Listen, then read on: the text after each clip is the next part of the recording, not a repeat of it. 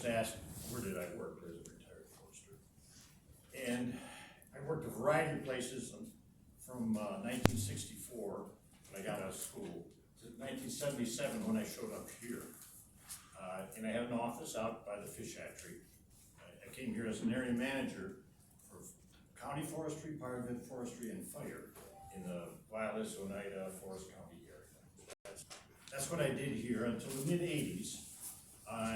And from 85 until 2000, I worked for the division. I was the division forestry training officer.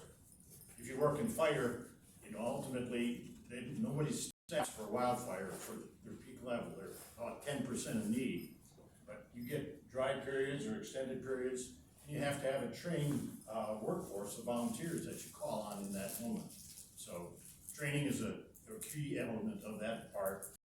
And in the role I had here, I worked to develop the new science, new technology, organize workshops that we direct that to forestry staff. So that's my background.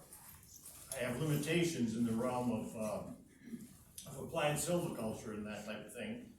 I have a friend back here who I might call on if we get one of those questions. Because ultimately I worked in workforce development and training for the last 20 years of the time that I worked. Against that backdrop, I will also tell you that I'm a charter member of this organization that's turning 50 years old this year. The organization began in 1976 in the bicentennial year when there's interest and thoughts about history and where we had come to be. So I'm a 50-year member of this organization. That may show in the color of my hair. With that, I would ask, are there folks here who are already members of the Forest History Association? Were you folks at the thing for Cindy Stiles? Did I meet you there? We were at some of our programs. We are Midwest and 9. Okay, all right. Okay, so how about others here who are part of history organization potential in the neighborhood? Anybody? How about teachers? Any teachers? Okay. I'm trying to figure out my audience and the focus and tone of the direction I'll take here. Also to talk to the fact, the Forest History Association went through a bit of a revision, probably starting in 2018 or so. So some of what I'll talk to you about is sort of modern forest history, okay? The chair of our archive committee, we have an active archive committee and an education committee within the organization that directs program. And the chair of the archive committee is here. Raise your hand, Jake. Jake Bonak is the ranger station at the ranger station out by the hatchery. He's a friend and a colleague and someone that I work with routinely. So with that, I guess we'll start. The mission statement offered human connections to our forest landscape, preserving the past, educating in the present, and planning an informed future. So in the beginning, the organization was founded by a guy named Tom Falk and another man named Frank Fixter.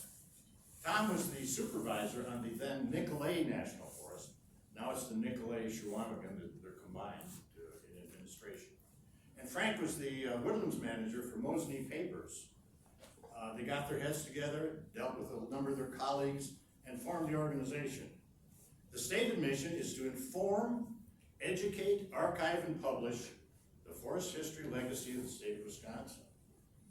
Our friends and colleagues in the Forest History Society at Duke, that's the national group, tell us that we're the only forest history organization with a statewide mission. There are a variety of others. If you do a web search and start with Forest History Association, we'll pop up, and as well, there's a Forest History Association, I think, in British Columbia and in Alberta. So the name is not totally unique, but we are somewhat unique. I should also tell you, for those of you who this may be your first experience here, housekeeping-wise, I'm going to commit to being formally done in an hour. I will be done talking and offering things to you in about 45 minutes. And I'm hopeful that will generate discussion as a product of what I'm offering you here. Questions that you may need more refined, or maybe ideas you've got on places we should go and consider, directing the organization. So be aware of that. If you haven't been here before, there are restrooms. If you exit out the door and take a left at your first opportunity. With that, I'm going to talk to you about,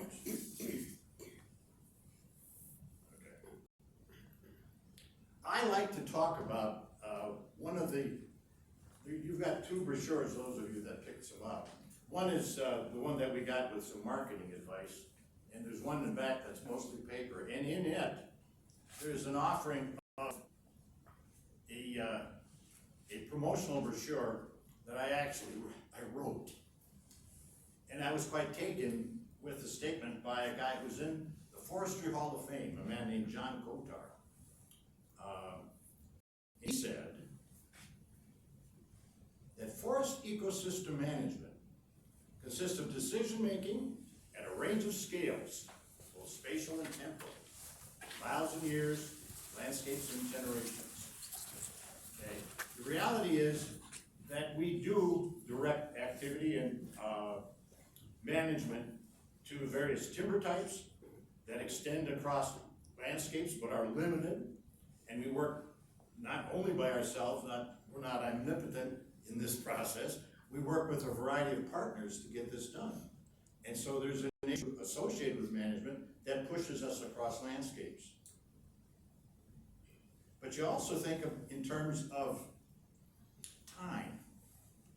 If you're prone to set up an aspen timber sale on an average, the cycle time is about 40 years. Okay? I had a career with DNR that spanned about 35. I did a little work with the Forest Service for another 5, but 40 years is a pretty long time. If I'm standing looking at a timber sale that it's time for it to be rotated, you pick your tomatoes when they're ripe. When it's time to go, you set up within a design that it'll regenerate, and there'll be another one. So somebody sent me this timber to be regenerated, and I'm sending it to somebody else. And typically, and those of us who work in this context, we aren't here for the whole process. We're here for a portion of it. Those of you who come back from some background in business, some application, if you go to the checkout clerk and they say, did you find everything you're looking for? If you go to the restaurant, they ask you, how's your entree tasting so far? Ultimately, the design of that is feedback back into the system that shapes what's supposed to happen next time if you're going to be successful in business. Okay? That same process is important to us in terms of performance. This is a typical performance cycle map. Plan, do, check, act, plan, do, study, act. The study process is that period of time when you're looking at what you're trying to do. How's that working? How's that going? If you're exposed to military thinking and process, there's a process in which they teach aerial combat to fighter pilots. And there they talk about the OODA loop. It's the same thing you just saw, but here it's observe, orient, decide, act. If you're into aerial gunnery, the cycle time is about 5 rounds a minute, okay? If you're into managing white pine, and within a design that you regenerated and you started a new crop, it's all generally the same age. You're going to do a thinning about every 20 years to maintain full stocking on trees that are getting bigger and bigger, and each of them needs more room. So you'll be harvesting within that design. At some point, just like picking your tomatoes, at some point it's all right. The design is economic or biological maturity. Those of us with white hair are mindful of the design for biological maturity. Okay, if you're retired, at some point you came to be economically viable to rotate out. So here we've got something that the cycle time, full cycle time is about 120 years. Okay, with our design in applied forestry, we always work, we collaborate with partners. That's the design. The Wisconsin School Forest Program is one of those. We've got the dad of Nicole Filizetti here. Where is he? There he is. Nicole Filizetti manages the workshops for Project LEAF, Learning Experiences, Activities in Forestry, which is the Wisconsin-owned project, and Project Learning Tree, which is one of national design. And she works with the kids and teachers in the Wisconsin School Forest Program. We're partnered with the Wisconsin Society of American Foresters, especially on developing a collection associated with the Forestry Hall of Fame. We do interact and work with the National Society, the Forest History Society at Duke University, and we work within the design. I was looking for somebody from the history community. There's something called the Northern Wisconsin Heritage Council, and it engages county and community level historical societies across northern Wisconsin. Generally, they're trying to engage folks north of Highway 29 and work within partnerships. The School Forest Program that I just cited, the content, direction of it comes from the Wisconsin Center for Environmental Education, an extension effort associated with the University of Wisconsin-Stevens Point. But it's funded by the Wisconsin Department of Natural Resources Forestry Division, or the arguments are made to fund the process. The design we're thinking about here, folks, just like they used to teach civics so you could be knowledgeable enough to be a participant in a democracy, the reality is that you don't manage public forests for the people, you manage it with them. They have a say in the advice you lay out there. This is the design for what we're gonna do. People have to agree to that. They participate in the process. In order for them to participate effectively, they need to be informed. Has anyone here read the book 1491 by Charles Mann? Aha. Okay. 1493? Read that one? Okay. 1491 is a book that I bought at a national convention of the Society of American Foresters. There's an argument long ago of what exactly is virgin timber. What does that mean? There have been humans living on this landscape for the last 10,000 years, since the last retreat of the last glacier. The book 1491 by Charles Mann is a classic, and I'd encourage you, because we're here to talk about books in this library ultimately, to look that one up and look for it. It's a neat read, it's a great read. The second one, 1497, we're bracketing obviously, 1492, talks significantly to the Columbian Exchange. So we did send, the New World sent potatoes to Europe. The Irish enjoyed them. And of course there are a lot of good things that came from Europe to us, but we're also dealing with emerald ash borer and Dutch elm disease and a variety of things that are invasives. The design of what's talked about in 1493 talks to the Columbian Exchange. I've got the Forest Keepers up here as a publication that I picked up at the Menominee Tribal Forestry Office. I have a friend there. If you do a web search, there's a lot of folks offering it, but this one is tailored to the Menominee. And the Menominee are a keen example of sustainable living with the landscape. They understand that they're a part of the landscape. It's not something they just sit within. Okay, lots of books, and I've got a variety of them across the back. I'm going to talk to a number of them that are available digitally. I've got some of them that are out there in print are available on our website. So you can take a peek at a variety of those. One of them is a book called Ghosts of the Forest by Randall Roy. Randall was on our board for many years at the inception of the organization.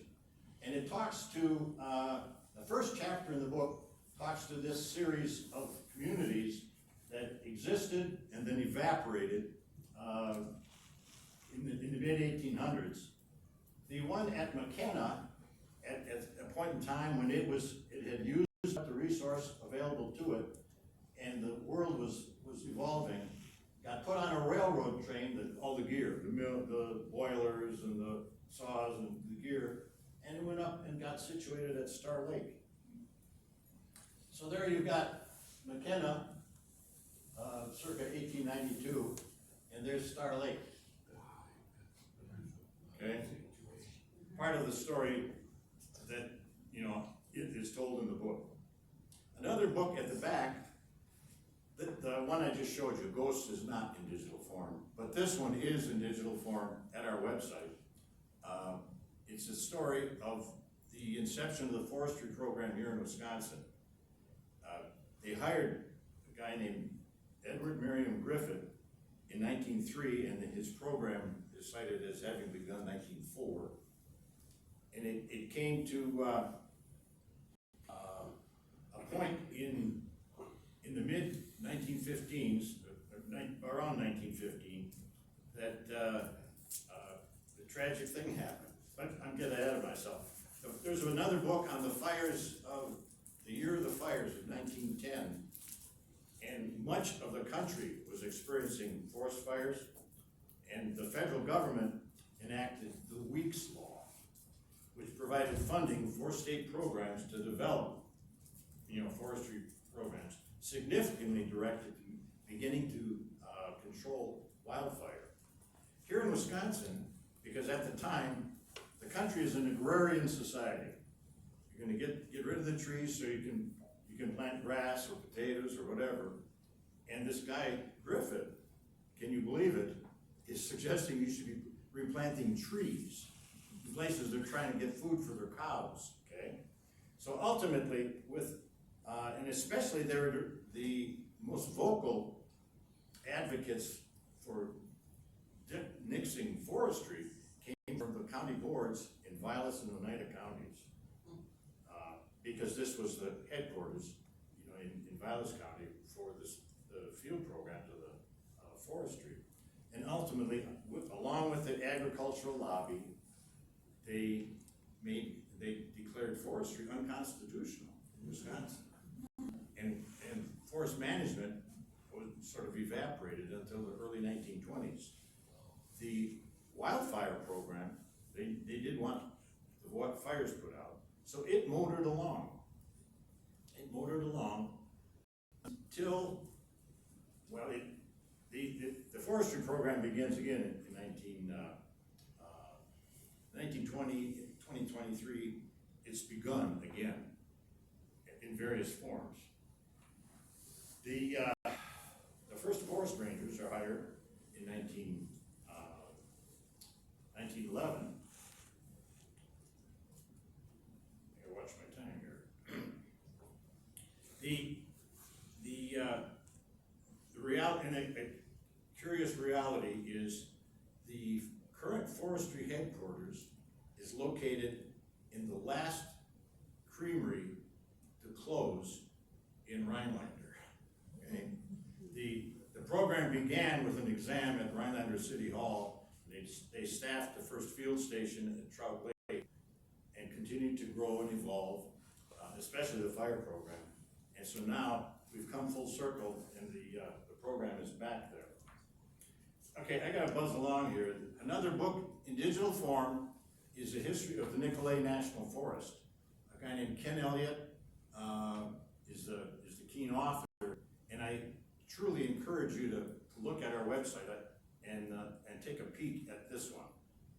Offers a rich history, names all the ranger districts, and for those of you who may be local folks, you will look at a lot of names of individuals who were in CCC camps that helped the whole place develop. The Logging Dilemma in the Big Swamp is another book back there. The first chapter in it, again, is that the area around McKenna and Zeta. The swamp is the Grand Lake Marsh area of Jackson County, and they're logging these sandstone islands that are covered with pine. And so in order to get them to a railhead in solid ground, they dug a lot of canals. Some of them taking in timbers that came to be bridge timbers and were 60 feet long. So they had some real challenges in doing the work that they did. When you dig there, bear in mind, you're not putting out drag lines. There's a lot of ditching dynamite involved in this process to move dirt. But Logging Dilemma in the Big Swamp is a book that we worked with the school districts, and Nicole helped us make that connection in that Jackson, Monroe County area, targeting this book and the history involved of the area. How did we get to be who we are? And then we bought some books, and the school forest program bought books, and we offered those to those school districts where this is a part of their history. Another two books that are digital and are going to be available on the website are the two in back. One is the Land We Cared For, History of Region 9, and the second one is A Well-Worn Path. Jay Cravens edited the first one that I cited on the Land We Cared For, and it's a publication, it's a government publication. The second one is a book he authored. Jay just went into the Wisconsin Forestry Hall of Fame. He had a storied career. He was the USAID, United States Agency for International Development, USAID forestry lead in Vietnam for about 18 months, dealing with forest health and economic development. I think it's an excellent read and something you might look for at our website. Another book, similar, this one is further north. A guy named Ralph Swanson was prominent with Consolidated Papers. For a period of time, he set up and then ran the pulpwood rafting operation across Lake Superior. They purchased land in Ontario, brought it to a railhead at the shore, and developed log rafts there that they then took into Chequamegon Bay. There's a railhead, and then they load rail cars to send them down to the mills in central Wisconsin, principally at Rapids. And once again, there's a book on this subject. I said it here. Yeah. Hoisting Pulpwood, which is a book by Tom Stanley. Tom Stanley was a high school kid that worked on the docks loading pulpwood. He came to be a social studies teacher in Janesville, and he wrote this book on hoisting pulpwood. It's something they sell at the Ashland Historical Society. The Historical Society gave us a digital copy, and once again, Nicole is helping direct that to the school systems in the Chequamegon Bay area, so that this webinar that he did on the content of this book matches up with the digital book, and they can offer that to kids as a teaching vehicle. Okay, another book this one is in development. Sarah Connor, daughter, scion of the Connor family, much storied in northeast Wisconsin, authored this book on the contribution of the wood industry in World War II to aircraft production. We had a very viable plywood industry, and you may not know, but the Mosquito bomber and various other aircraft were constructed of wood, and we were the source of that product. Sarah did a lot of work interviewing folks who had been a part of that development process in central Wisconsin. So she had a raft of interviews, and then all the background work on this book developed into a luggage cart full of resources that she took down to the archives at UW Stevens Point, and they're working to put that together into a collection that again will be digitally available. I'm motoring along here. If there's a point where I need to clarify something, please talk to me and raise a hand, and I'll try to address that. Okay, so those are some books or resources that we've got available and can offer to school systems. We are focused on working with the K-12s in the school forest program. At the same time, if we get a request from somebody, an email with an EDU at the end, we're gonna talk to you and deal with you to offer things that you might find of value. We got a request for putting on a program, a history program, from the Athens Charter School in Marathon County. Responded to it by recruiting a little group to work on developing a lesson plan associated with some exercises that the kids could actually go out and work on stuff and do. So there is now a formal exercise that's a part of the LEAF program that teachers can access and presumably work with a local community that has a museum, that has an interest in this material, and collect a variety of tools. I've got some shown here. Okay, so the three exercises that the kids get involved in, they get to work with saws. You can work with, this is a bow saw, but there are also, I'll get to another slide, two-man crosscuts, and we have them work to cut, they'll just cut a cookie off the end of the pulp stick, okay? And then we get them to use cant hooks to roll a log around. And these kids are rolling this log. There's two guys with cant hooks, and they're gonna position it on this chain. We set up, you can get a simulated logging sleigh made out of a couple of pallets. Our friend at the forester at Wausau, because this is the Athens Charter School has a school forest sort of surrounding their property. So he cut a few saw logs, and here's a page out of one of the books in back that shows them logging. It's a poor picture, but it's the best one I could find, of folks loading a log deck. And ultimately what you need is you position a loop chain, loop it down like this one, it's going around, then it comes back over. And then it's got, you lop it over here, and then you put another chain on it. You can score the sign to see it go over. Okay, and then the kids get to be horses, right?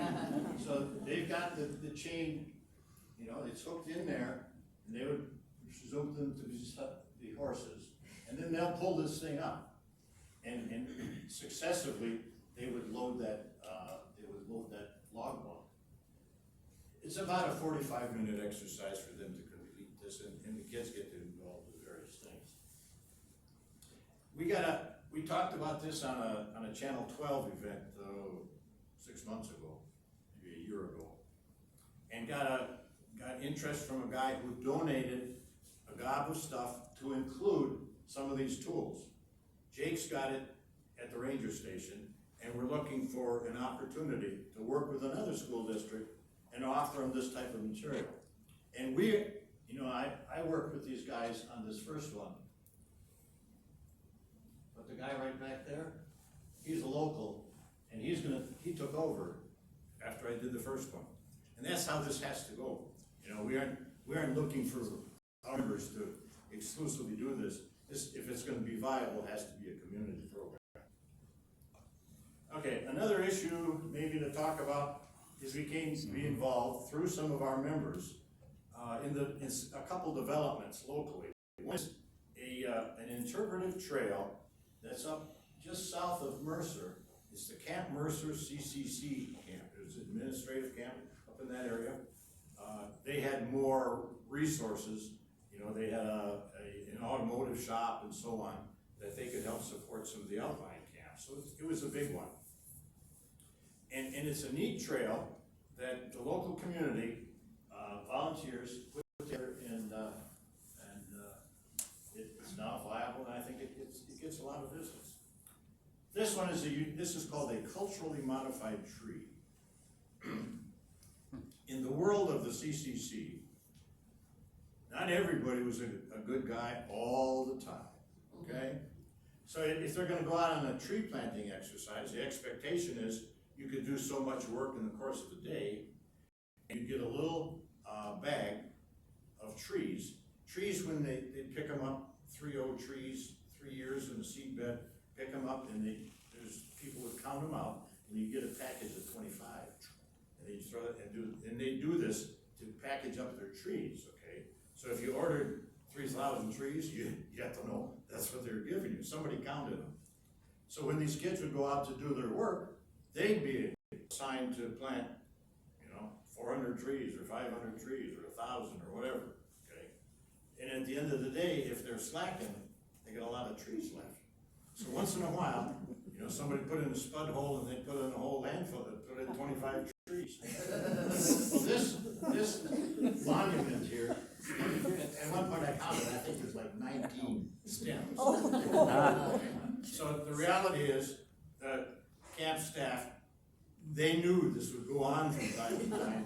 So this is the biggest one, but there's another one on this camp trail. It's a culturally modified tree. There's another issue just north of town here is the landmark pines. Has anybody driven up to Boulder Junction? Noticed maybe? Oh, yeah. Okay. All right, it's been there a while, and it's a neat point. It's a photo point. They started taking pictures of the landscape in 1911 when the program started, okay? And then more recently, they built this little kiosk with a series of pictures that includes I think that one is that one. But they're all there. And so they took a succession of pictures over the years to see how the landscape evolved, all right? And it needed some freshening up, so we were involved as one of the partners in getting this done. And it just got dedicated, I think, last October. So if you go look, you can look out in this window and you'll get a view of that landscape, 115 years later, which is pretty neat. And then on the back side, there's a pictorial history of the landscape, that goes back in time. Because this place, just like in the 1491 book, has been populated, has had a human population for 10,000 years. And so some of that history it didn't start in 1911, and it talks to that story. And another focus of our activity is something called the Wisconsin Forestry Hall of Fame. And it started in 1983 as a recognition program for achievers, people who did solve their problems, who did achieve and bring science and forestry and in Wisconsin forward significantly. So it's in the atrium of the College of Natural Resources building on the University of Wisconsin-Stevens Point. It started in '83. They're outgrowing the place.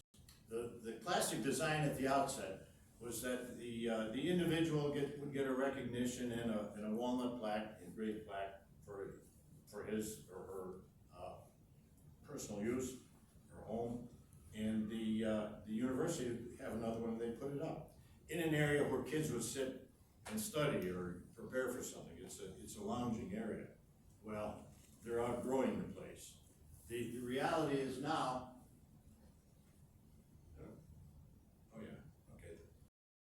And I've got a poster in the back that names a few of the people who are in the hall, who had a local presence here at Southam. Once again, we interact with the school forest program to identify these resources, and we've begun to post. It's a job we started in 2020, I think, that we began to actually put these folks in. So we've got a few in there. We've got more that are works in progress, and there'll be a digital resource that the kids can go online for National History Day projects and access archival resources on the lives these people led, and do National History Day projects on forestry achievers. Okay, the future of that area is not, they're not going to build another building as we continue to fill it with walnut plots. So the design is to develop a digital wall display, an interactive display that you can query and learn about the people who are in the hall. That resource will come to be available on the wall in the atrium. It'll be sited at a place at the Tree Haven Field Station in Tomahawk. And because we're active, and I don't know who else is gonna be involved, we now claim our base of operations as central Wisconsin. It used to be that it would travel around with wherever the treasurer was, so you could send your mail there. All right. We will be a part of this process, and if you click on a link that has our logo on it, get the QR code, we'll be able to direct you to what's on the wall. You'll be able to look at it on your phone. Okay, we also have a collection currently on the Peshtigo fire. If you know about the Peshtigo fire, 1871, claimed it brought about 2,500 lives. It was part of a weather pattern that influenced a great deal of the Midwest. The Chicago fire is on the same day, and the discovery at the end of the day was, what, you had a fire too? You know, so there was great discovery in that period of what occurred. The book on the back, Firestorm in Peshtigo, is another, we don't have it digitally, but it's a recommended read. It's a neat account of the event. Because we've got an archival collection on that issue, there are things there that you can download and you know, explore much more readily. We also have an archival collection on Wisconsin's role in Wisconsin's forest history. That was the subject of a conference in 2023 at Toma. And there's a proceedings generated from it that are online digitally. Among the things in that collection, because there was a collection of that as well, one of the people in the Wisconsin Forestry Hall of Fame is a guy named Cornelius, or Neil Harrington. He signed on as a technician on staff shortly after the first group in 1911, worked with a number of the folks. He went to World War I in 1918 as Lieutenant Harrington with the 20th Forestry Engineers. The U.S. Army had forestry engineers ever since the Civil War. You know, in the Civil War they needed telegraph poles and railroad ties, but ever since they needed ammo crates and bridge timbers and a variety of other things that they took from the resources and the theater of operations where they were until Vietnam. And some of the story of that is in the Craven's book on a well-worn path. When they, is a point of note, they decided we didn't own enough of the woods in Vietnam to attempt to enable logging or take it in. And so they decided they're going to get out of the business and just buy it on the market. But that's a big decision. And the arena of knowledge management, they didn't want to dismiss these few thousand people and the technology that they had at the time, because maybe, you know, in 2 years, we're going to need that. So they set up 2 Army Reserve units in the country to maintain that capability and that technology as the world went forward. So they set up a reserve unit in about 1968, one in Missoula and one in Hurley, Wisconsin. Why did they do that? Well, Neil Harrington has advanced to the point that he's in the leadership of the Wisconsin Department of Natural Resources. Chief Cravens is the forestry advisor to the military in Vietnam, and we think they chatted with one another, and Jay gave them some suggestions. The one in Missoula went to U.S. Forest Service. The U.S. Forest Service has a technology development center at Missoula, and of course a lot of other lands. And we had Hurley and Neil Harrington. And we're developing one now on the Menominee Forest story. There are several digital books that will be made available. One is about 300 pages. It was generated by the government printing office. Oh, hi, Lois. There's another one on simply tribal I'm history. actually in a meeting at the library. I'm working on a She's at home. project. I was on the board for a while. I'm retired again, but willing to clean up some projects that I'd started. And there's one that's kind of close to home that's kind of a fun one that I'm working on. I grew up in a community called Sugar Camp, to the east of us. And we owned a little slice of the old home property. And I'll be darned, but the local school district Right. bought a 40 right next to what we own. And so I worked with them a little bit to identify learning opportunities. And on that property was this unusual tree. Okay. And this tree, not unlike the one with the white pine with 19 stems, which is called a culturally modified tree. It means somebody did it. All right, this is another culturally modified tree. And it's what you might, the historians would call a trail marker tree that native people would put up to direct travel on the landscape. I don't have all the slides here, but it's on a point very near a That known sounds strange. sugar gather, or sap gathering site, Yeah. and somewhat a straight line to where the settlement of Sugar Camp was in Oneida County. And if you take the advice this tree is giving you, it's pointing you a little bit to the south. If you keep following along this ridge line, you're gonna hit a black spruce swamp. If you got a load of stuff you're carrying, it's an ugly place to walk. So this is suggesting you go around the bottom of that swamp, and in about a quarter of a mile, you're gonna get to your location. Do you have any idea how old the tree is? We took a group in there, Jake was there, and we did an increment boring. And we get to the 100-year area, okay? And so it's not a tree that's been there for 200 years, and one of the challenges with it is got heart rot, okay? So in this way, typically if you're gonna bore a tree, the standard is 4.5 feet above the ground, and then you got a table based on what kind of tree is it. On an average, you say how long would it take it to get this high, and so you'd add that to what you get for the increment core. Okay, well, you got heart rot, and so now you got to go up further and say, well, you know.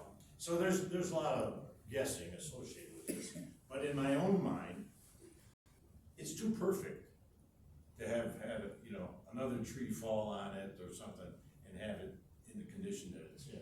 So I think it is culturally modified. And if you remember the landscape picture of 1911 in Vilas County here, it's an ugly landscape to try to walk through, okay? And with some of the research we're doing, I'm not sure I've got it, yeah. Go to this one. Let me talk just a little bit more about this project. Sugar Camp is right there. And the little red line that you can see is something called the Ontonagon Trail. And the map is Wisconsin Indian Trail since 1930. Okay.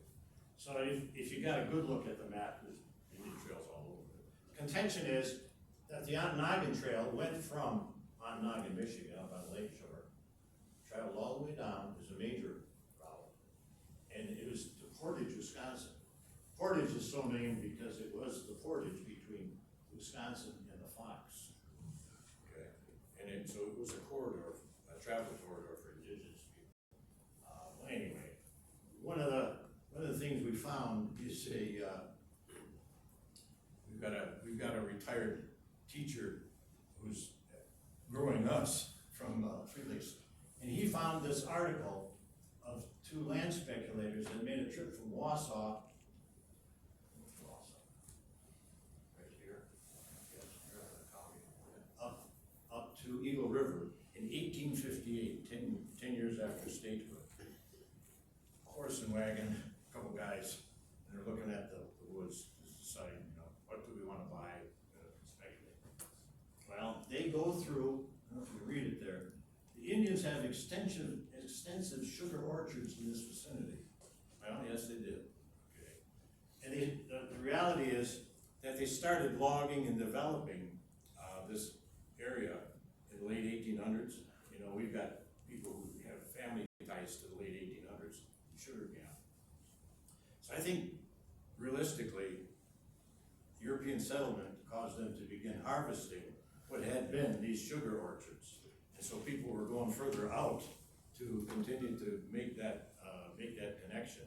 Typically, when people, you know, when you came to sugar camp, they didn't come here just to get sugar to season their food. They had lakes with wild rice. There were berry production areas that you could capture and dry stuff. And of course, there were, you know, fish and game and so on. So the cycle of life needed all of these things. But this was a very good area apparently for sugar production. All right, going back to the tree, why is it there? Well, I think in this ugly landscape, they were trying to find ways to get to some sugar that they could still get to in the late 1800s. My dad, who grew up in sugar camp, my dad was born in 1903, moved to sugar camp in 1904. He is, you know, on the landscape visiting with the ladies who were out here collecting sap and boiling it down, probably in the 1915, 18 area.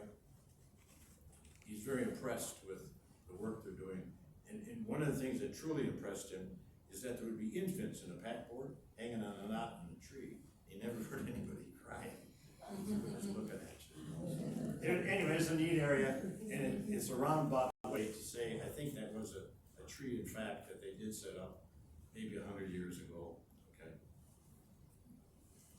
And that, friends, gets me to the end of my slides.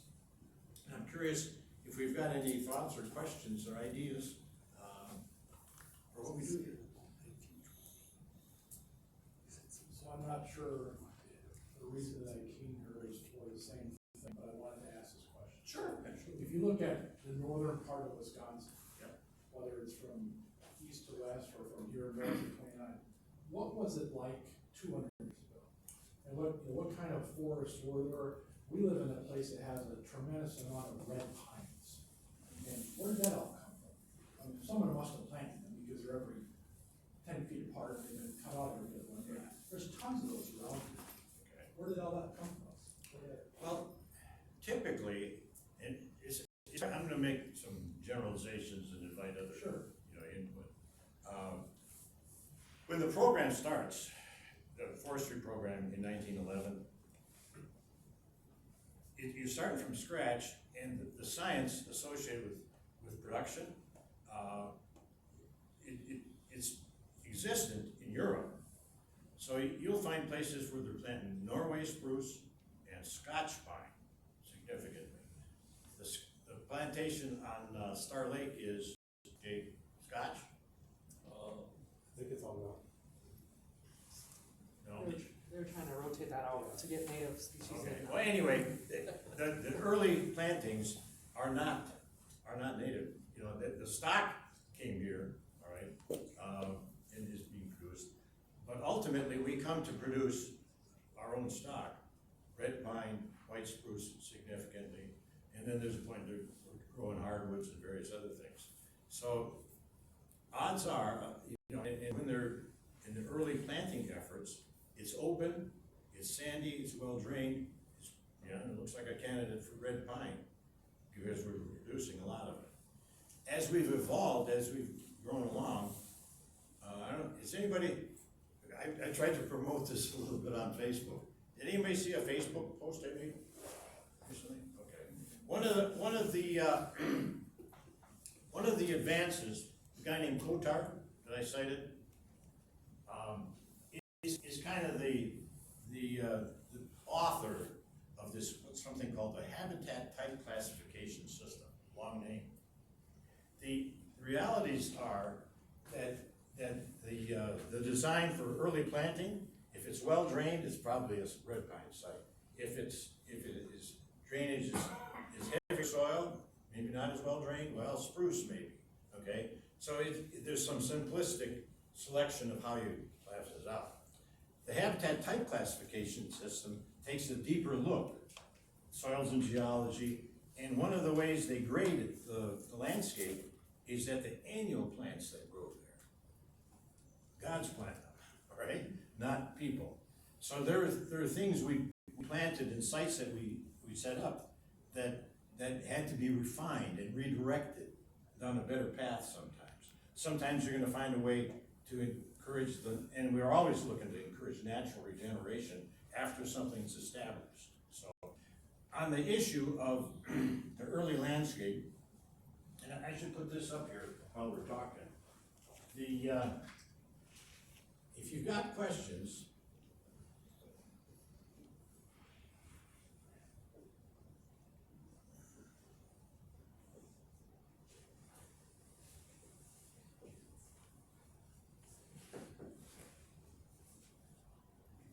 the FHAW@gmail.com.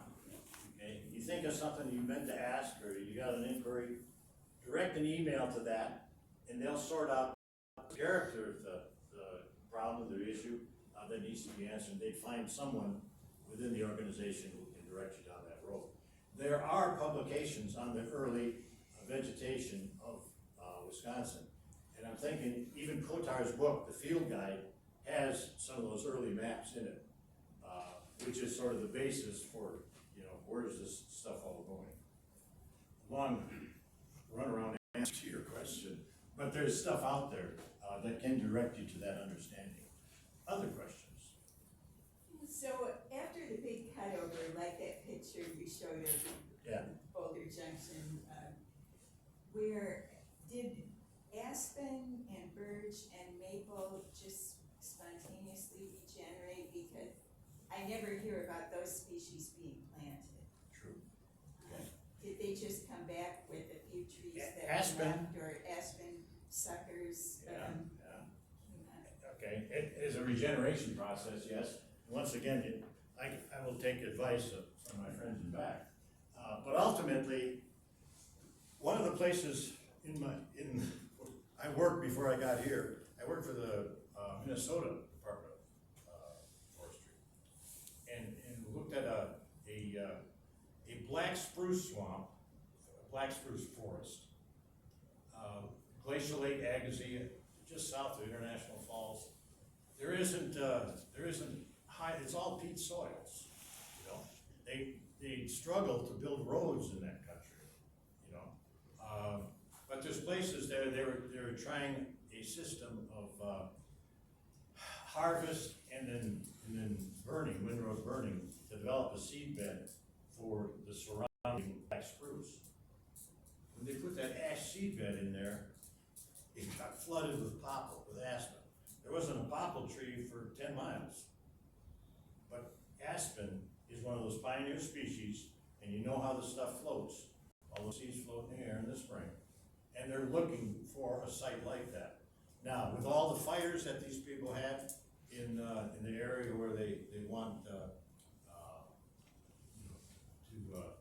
get these fires out so they can live here, the whole countryside got covered with aspen,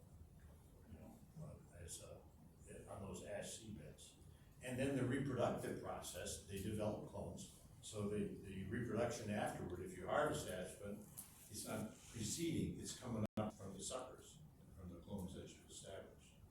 So, another question. So that was never planted, it just, Aspen? yeah, so what, jump back to the picture before, so this is mostly white pine up here, right? Well, there's a lot of white pine, but it's. Well, that was the big lumber for building, right? Exactly. The early development, the issue was logistics. How do you get this stuff out of here? Okay. So the initial step was oxen logging, because oxen can eat marsh hay and still do work. Okay. So if you're going to set up a logging camp, these guys who are speculators, well, the first thing you have to do is go make some haystacks for the oxen that you're going to bring in the winter to drag logs, okay? And you're going to drag them to water somehow, okay? You follow water courses until you can get enough water to float a white pine or cork pine, okay? And so it was valuable as a commodity, but it was also capable of fitting the logistic capability of the time. As they got better, as they developed some of these Indian trails into roads and could move with horses. Horses are much more agile and more capable of movement and being effective in logging. But they had to develop farms. So some of those sugar orchards that they logged off, I'm sure, and made farms. If you go to sugar camp where the school is, there's a big farm area right by the town hall, okay? My gut is, that was a sugar orchard. And there's some other good farmland there now that they're growing potatoes on. Those were sugar orchards. And they needed to develop those as farms, the lumber company did, in order to grow oats and hay to feed the horses that were the motive power to get the wood out of it. The big replanting started, when Griffin started the stuff at Trout Lake, it was mostly, there's a lot of red pine, and one, the other gentleman was saying, I've been lots of places in the woods, or DNR land where you see red pines every 10 feet planted. Why wouldn't they replant white pine instead of red pines? Because Well, there are some challenges with white pine, okay? White pine is attacked by a little bug called the white pine tip weevil. It's endemic. A classic place, there's a cemetery in Hazelhurst, that when you go there, there's a lot of trees that look like the tree I was showing you here. They get attacked by this white pine tip weevil until they get to a certain height. It can then about 16, 20 feet. Okay? So you can grow it, but you have to have a design to ensure that they get side shade silviculturally until you can get them up that high. Otherwise, they're gonna grow like an apple tree, you know? So there's a challenge with them. In just open planting, they're all gonna turn into something, you know, like red pine isn't affected by that. So, it's mostly a bug that causes them. yeah. Chime in. Just, yeah, I'll weigh into though, the history, think about, a lot of the public land was owned by timber companies. And what did they use? Red pine is a great, wood for paper and pulp. And so they planted their properties to red pine, grew faster, much more better quality.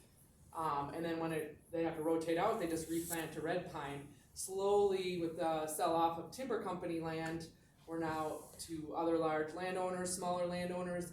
The investment to replant in red pine is getting more difficult and not as economically viable, and we're losing some mills and things.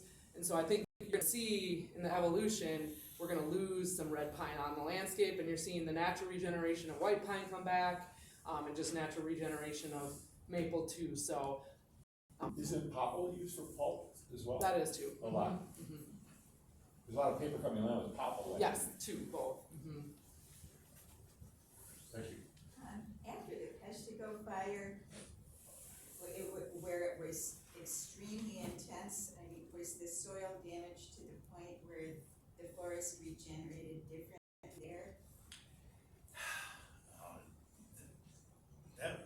That subject is, I would share with you that we've got webinars, some of them are listed on here. Those are webinars that we offer monthly in the school year. The summers we don't do webinars, but in the, we also have a video record of the conference we did on Peshtigo. Okay, so it's in there. And they talk to the recovery process after Peshtigo. Peshtigo, a lot of it was founded on what were land clearing fires, you know, that people had been doing to try to clear land to farm. And then in this very dry year, in this cyclonic event that, you know, that's what took it out. Now there are places there where if you've got a real jackpot of wood, yeah, there is gonna be some effect, at least minimally. But ultimately, that area recovered nicely over time. And there were places there that were islands that were left, that were unburned, you know, in the Peshtigo fire event. So. Yeah, the reason I asked that is I read that there's areas in the Upper Peninsula where the forest fires were so intense that the soil was permanently changed, and certain areas in the UP have never regenerated well. I'm I'm not sure I know. There has been places in the last couple of years where they have done, where the catastrophic fires out west have changed the soil where they're not producing seedlings like they have been. There are seedlings that are growing, but not like what they have been in years past, where the fires weren't so devastating. So yes, it could possibly have altered the soil to a point where it may not have produced trees, but imagine over time, like everything else in the world, other factors come in, drop soil. If you looked at snow lately, that's all dirt. So yeah, so there's other stuff that would come in, nutrients and whatnot. Imagine it would help with that over here. I should take a moment, I'll acknowledge the fact that we did our hour, and that if there are people who need to get another thing, that's okay. I'm gonna stay here until there aren't any more questions. And I did identify my friend Jake, local forester ranger, who's on our committee, but I should also take time, and I didn't want to put her on the spot, but I'm gonna do it now. The Wisconsin State Forester is here, Heather Rooklund is here. One of the things in my background that relates a little, I started as a forester trainee in 1965. I did a little time at Ladysmith, working county forestry principally, and then got assigned to Portage for a while. The Army made me an offer I couldn't turn down. Came back and I worked a little bit in the Spooner area on the plans again. And then ultimately, without going down the whole trip, I took a job in fire. Now I'd been in the service. I did earn a commission. I was a company commander, and I came back as a forester trainee at Wasaki. Well, a lot of the operations in the fire program are, kind of built on a military model, and I enjoyed it. And so I came to be a forester ranger, and came here in that role. And I was the first guy to sort of promote to that in this role. When they separated the programs in 1915, fire stayed, forestry's gone for a while, they come back 5, 6 years later. And then they ran separately until the mid-1960s, I guess, where they started to put them back together. When they ran the fire program separately, they did a damn nice job. There were significant folks that did that, and they had a hell of a program. And some of them are in the Forestry Hall of Fame. But the design was to bring the program back together. There are other places they didn't do this. I guess I don't know another place that did it. And so the unspoken intent was, nobody ever told me how the hell to do it. All right, but now I'm to help bring the programs back together, okay, at a field operations level. When I came here, there was a forester ranger at Rhinelander, a forest ranger, just fire, at Lake Tomahawk, at Trout Lake, at Eagle River, Rhinelander, 4. And the 5th one, a guy had just retired, so they gave the forester who was there the fire job as well, kind of like knighthood, without any training or background. Okay, so you got to bring the folks back together. Over time, they continued to do that with the whole program, and they continued to study how do we put them together. I had a friend, Carl Hensley, who used to collect quotes. And there was a guy who was he was an actor on Northern Exposure, and he said a lot of profound things, and Carl would put them under the glass on his desk. And one of them was this Maurice Minifield. He said, I hate to criticize things I don't understand, okay? Well, the challenge was we hadn't grown leaders within an integrated program. And so they were working to try to bring the thing together, but the folks working to do that didn't have the exposure or background. The first state forester that woods, or that experience of managing an integrated program. This guy named Gene Francisco, he just went into the Forestry Hall of Fame. His picture's up there. The second one is Heather Berkland. Heather Berkland grew within the program, came here, you were gonna be assigned as area manager, or maybe you were. Yeah, and then worked as deputy and then state forester. And so it's, in order to manage within these programs effectively, these are other wonderful people and some are in the Hall of Fame. But in order to be well-grounded in the whole program, you need that kind of exposure. And we're very fortunate to have Heather work. Any other questions? Yes? So we're, excuse my ignorance, but we're fortunate to have national forest and state forest Yes. right here in our backyards. How does this, and you represent state forestry, right? Yeah. So how does state forestry cooperate, or what, do they have any responsibility with the national forest? Is that kind of taken care of completely separate? You wanna talk about the Good Neighbor program a little? If you want, yeah, we were the first state to enter in a timber, Good Neighbor Authority program in 2015 with the foresight of the previous state forester called the Law. And so we have an actual agreement where the state and the National Forest partner, we actually do, timber sales, we take over on certain properties, working with them in collaboration on where, we actually have staff assigned that does management on, National Forest. We also have agreements with the fire program, so we have reciprocity and we can fight fires on each other's lands and share resources. And then we've also now evolved to help with some restoration projects. So revenue from timber sales, goes back to the National Forest, but we can help shape priority projects that might help the landscape across boundaries, not just on the National Forest. So That's great. Little follow-up question then is, do you see state or national doing any acquisition of additional forestry land? The National Forest, I think, is pretty well capped on their acquisitions. The state, again, we do have priority areas within like state forest boundaries where if there was an isolated property that, met our priorities and was within our boundaries where we would seek acquisitions, but again, that comes with funding needs and, some lands require, natural resources board approval and there's a lot of processes in place. But it isn't out of the question that like state would expand, especially if it benefits the public. Thank you. Yes, sir. When it comes to harvesting,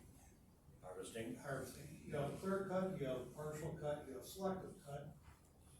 And just Shelter for, wood we talked about. just for example, like Fawn Lake Road out here, they cleared a huge section out there.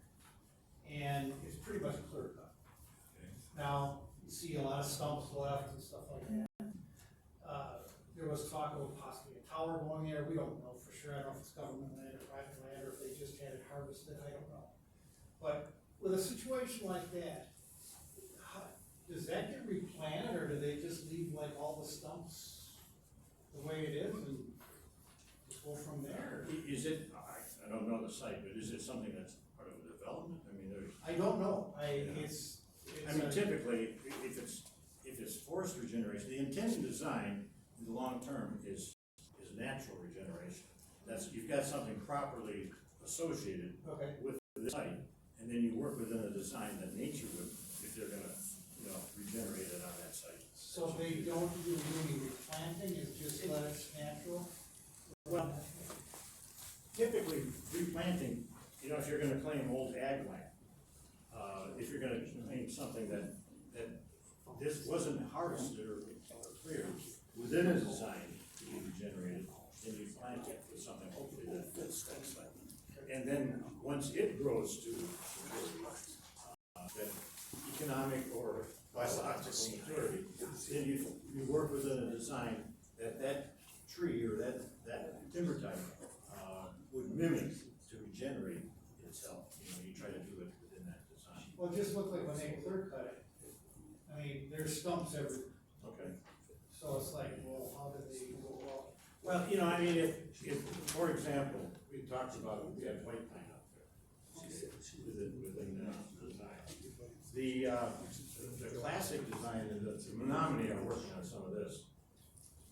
That would continue to thin and remove volume, so that the trees that remain continue to get bigger and fill the available growing space, until you get to the point that the next removal is only gonna leave seed trees. So then you'd have to work within the design to site prep, and you'd wait for a good seed crop too, before you do that.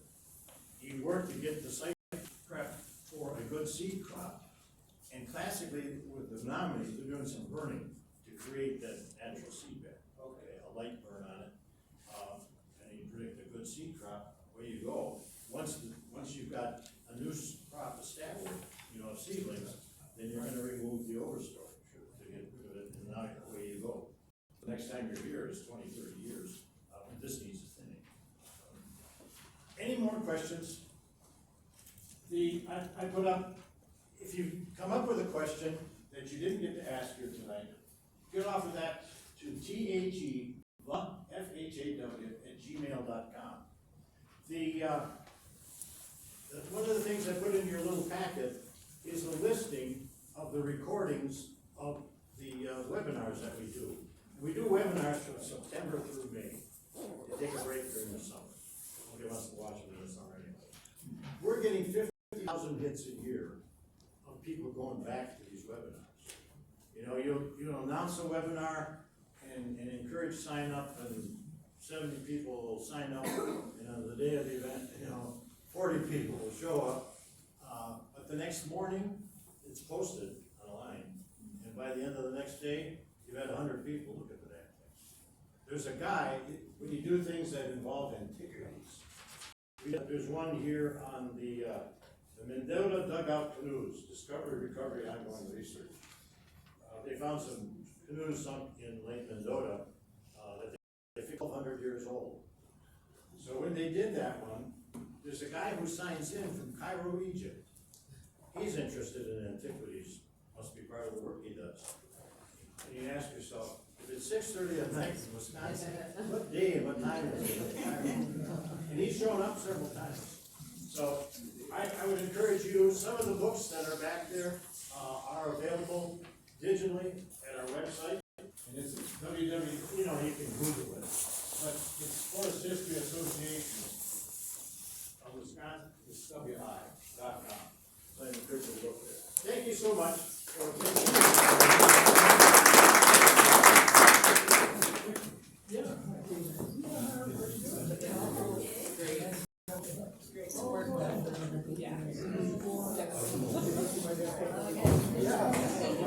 And I also told her I love listening to her now on WXP. I love that she volunteers. Yeah. So this one can be checked out, this can be checked out as well, there's like 4 copies. So if anyone is interested, the Ghosts of Wisconsin book can be checked out, and so can the Firestar of Peshtigo, which both were mentioned by John, but not available digitally, so you can get them